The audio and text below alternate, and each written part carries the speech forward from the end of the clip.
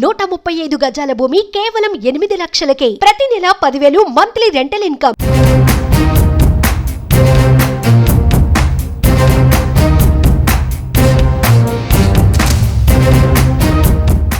తెలంగాణలో తెలుగుదేశం పార్టీకి పూర్వ వైభవం రానుందా?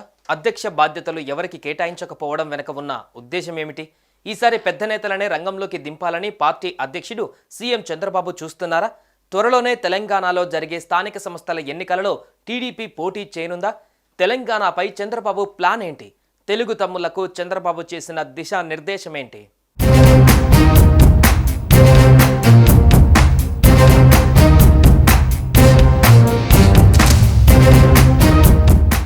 రాష్ట్ర విభజన తర్వాత టీడీపీ ఏపీకి పరిమితమైంది. 2014 ఎన్నికలలో ఎన్డీఏ కూటమితో పోటీ చేసి గ్రేటర్లో కీలక స్థానాలను కైవసం చేసుకున్న టీడీపీ ఆ తర్వాత పక్కకు తప్పుకుంది. 2018 ఎన్నికలలో కాంగ్రెస్తో జట్టు కట్టి మహాకూటమి పేరుతో ప్రజల్లోకి వెళ్ళగా 2 స్థానాలు గెలిచింది.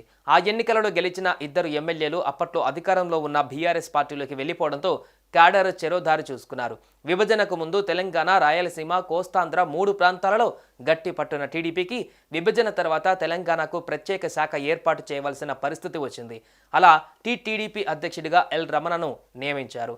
2018 ఎన్నికల తర్వాత ఎల్ రమణ బీఆర్ఎస్లో చేరడంతో పార్టీ సీనియర్ నేత బక్కని నరసింహులకు తెలుగుదేశం బాధ్యతలు అప్పగించారు.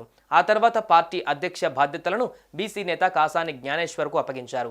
అయితే 2024 తెలంగాణ అసెంబ్లీ ఎన్నికలలో పోటీ చేయొద్దని టీడీపీ అధిష్టానం తీసుకున్న నిర్ణయాన్ని వ్యతిరేకిస్తూ ఆయన తన పదవికి రాజీనామా చేశారు. అనంతరం మాజీ సీఎం కేసీఆర్ సమక్షంలో బీఆర్ఎస్లోకి చేరారు. అలా వరుసగా పార్టీ అధ్యక్షులే ఇతర పార్టీలోకి జంప్ కావడంతో తెలంగాణ క్యాడర్ మరింత డీలా పడింది.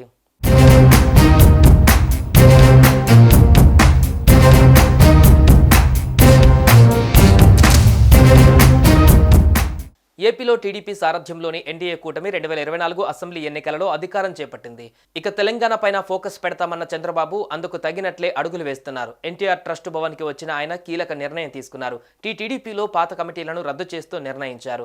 పార్లమెంట్, అసెంబ్లీ సెగ్మెంట్ల వారీగా ఉన్న కమిటీలను రద్దు చేశారు. ఏపీ, తెలంగాణలలో ఒకేసారి కొత్త కమిటీలు ఏర్పాటు చేయాలని నేతలకు దిశానిర్దేశం చేశారు. కమిటీల ఏర్పాటు అనంతరం టీడీపీ అధ్యక్షుడిని ప్రకటిస్తారని సమాచారం.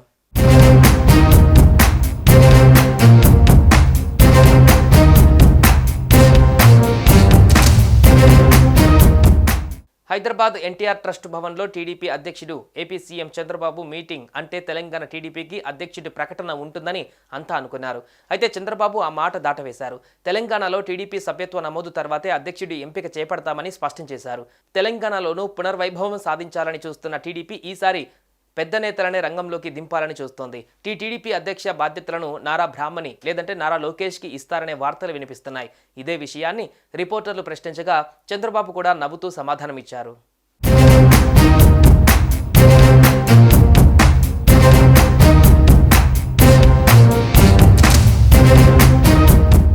తెలంగాణలో కూడా పార్టీకి పునర్వైభవం వచ్చేటట్టు చంద్రబాబు ప్రయత్నాలు మొదలుపెట్టారు. తెలంగాణపై కూడా పూర్తి స్థాయిలో ఫోకస్ పెడతామని, ముందు ఏపీలో అస్తవ్యస్తంగా ఉన్న పాలనను సరిచేయాలని చంద్రబాబు చెబుతున్నారు. మొత్తంగా చంద్రబాబే రంగంలోకి దిగుతుండటంతో తెలంగాణలో టీడీపీకి పునర్వైభవం రావడం పక్కా అని ధీమా వ్యక్తం చేస్తున్నారు తెలంగాణ తెలుగు తమ్ముళ్ళు.